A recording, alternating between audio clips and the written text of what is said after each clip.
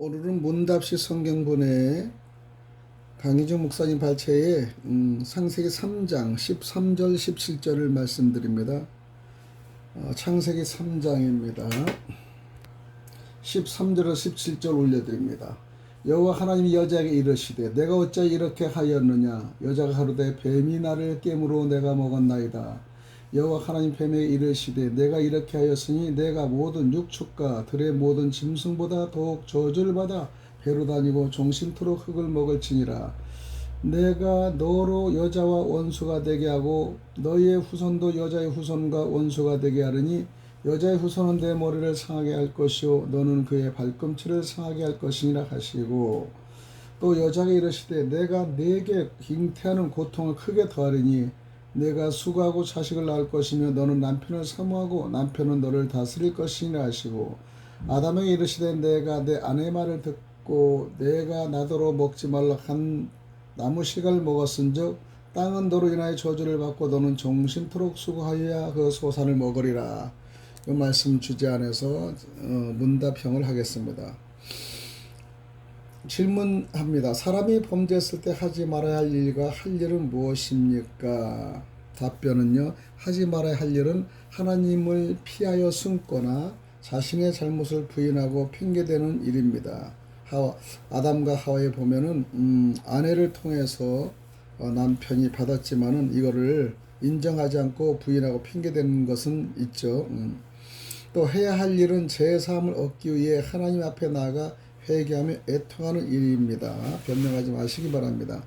질문드립니다. 창세기 3장 14절 19절인데 선악과 범죄에 대한 하나님의 심판 대상과 내용은 무엇일까요? 답변은 하나님은 뱀, 사탄, 하와, 땅, 아담을 대상으로 심판하였습니다. 뱀은 저주받아 배를 기고 흙을 먹게 하였고요. 사탄은 여자의 후손과 원수가 되어 머리가 상하게 하였습니다.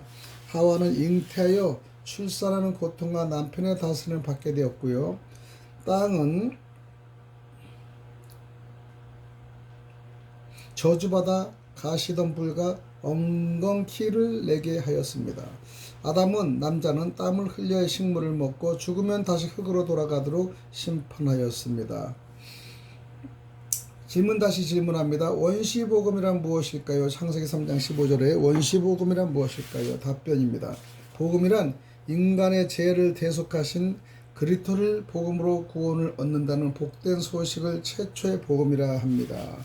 본문 창세기 3장 15절은 여자의 후손으로 그리스도가 오셔서 사단으로부터 고난을 받으나 마침내 사탄을 멸하여 구원을 이루신다는 최초 예언이므로 원시복음이라 합니다. 이처럼 하나님은 자신을 배반한 사람에게조차 능동적으로 구원을 베푸시는 자비로우신 분이십니다. 질문입니다. 창세기 3장 16절 19절까지인데요. 죄의 대가를 받은 형벌은 무엇일까요? 답변입니다. 사람은 뱀과 같은 형벌을 받지는 않았지만 삶의 고통과 고난의 형벌을 받았습니다. 여자의 고통은 잉태하고 해산하는 고통과 남편을 사모하고 남편의 권위 아래 놓여지는 형벌을 받았죠. 이 말은 종속이나 권력의 의미가 아닌 하나님으로부터 부여받은 남편의 권위를 인정하라는 것입니다. 또 남자는요, 생계를 위해 죽도록 일을 해야 한다는 일과 일을 해도 끊임없이 빈곤과 쪼들림이 뒤따르는 형벌을 받았습니다. 우리 남편들이 이렇게 많은 고생하는 이유가요, 아담 선생님의 할아버지의 죄로 인해서 변명한 이유로 이렇게 후손들이 많은 생계를 위해서 죽도록 일을 하고 일을 해도 끊임없이 빈곤과 쪼드림이 뒤따르는 형벌을 받았다는 것을 다시 한번 기억합니다. 아버지가 그러니까 잘못하면 자식들도 다 그렇게 복된 길을 가지 못하는 거죠. 또 질문합니다. 하나님께서는 타락한 사람에게 가죽옷을 만들어 주신 사건의 기호는 무엇입니까? 창세기 3장 21절에 보면 타락하여 고생하게 될 사람을 보호하시는 하나님의 사랑을 나타내는 교훈입니다. 사람을 위해 짐승이 죽은 것은 사람의 죄를 대속하기 위해 구약시대의 짐승제물이 바쳐진 첨가, 신약시대는 십자가상에서 예수 그리스도의 죽으심으로 구석이 완성된 점을 예표합니다. 창세기 3장 24절에서 질문합니다. 아담과 하와가 선악과를 먹음으로 당한 형벌은 무엇일까요? 답은요, 아담과 하와는 하나님의 형벌을 받고 슬피 울며 에덴 동산에서 추방되는 형벌입니다. 사람은 고통과 수고의 가시밭길을 걷고 결국 죽을 운명에 처합니다. 선악과는 자유 의지를 지닌 사람을 성숙한 인격체로 성화시키고자 하나님께서 계획하신 시험의 도구인 것입니다. 창세기 4장에서 질문을 하겠습니다. 창세기 4장 4절, 하나님께서는 왜 아벨의 제물만 연락하였습니까? 믿음으로 제물을 드렸기 때문이죠. 히브리서 11장 4절입니다. 또 양을 잡아서 피의 속죄 제사를 드렸기 때문입니다. 그러면은 이 가인의 죄는 어떻게 진전되었을까요? 창세기 4장 5절 6절인데요. 6단계로 문제를 나눌 수 있습니다. 첫 단계는 잘못된 제사를 드렸습니다. 두 번째는 하나님께 화를 냈어요. 세 번째는 동생 아벨을 시기하고 동생 아벨을 죽였습니다. 다섯 번째는 하나님께 거짓말했고요. 여섯 번째는 하나님 앞을 떠났습니다. 우리가 이런 죄를 많이 집니다. 가인의 죄 같이 제사 잘못 드리고요, 예배 잘못 드리고요, 하나님께 화를 내고요, 또 이웃을, 친척을, 동생을 시기하고요. 그 다음에 시기하면 또 죽이죠. 살인을 하지 않습니까? 그러면서 또 살인을 하고 나니까 하나님께 거짓말까지 하고요.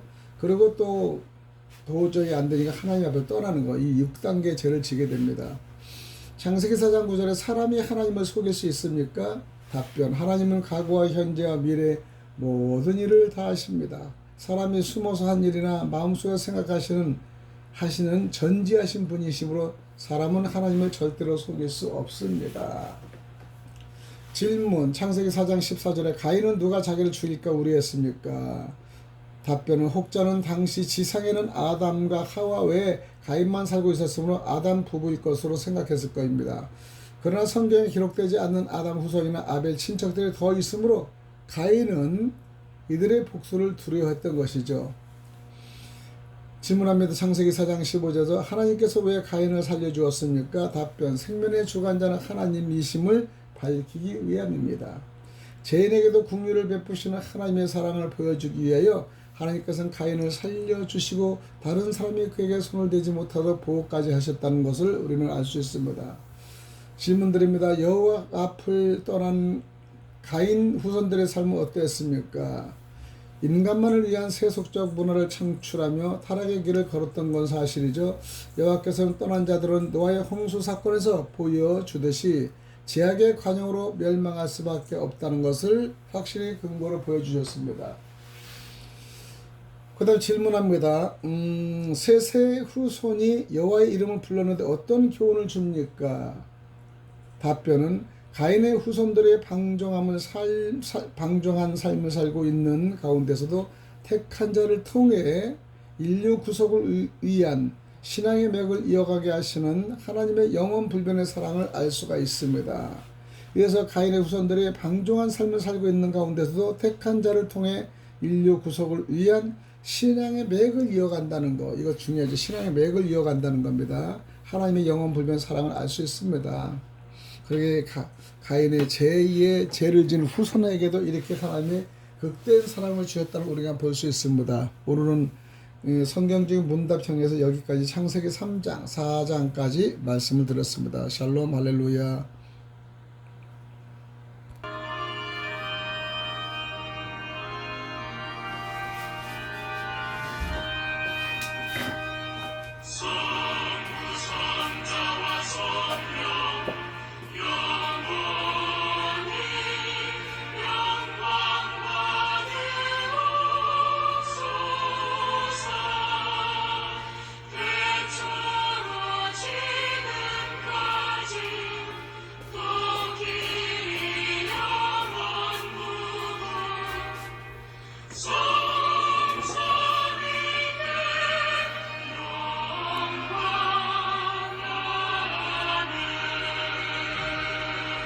아멘.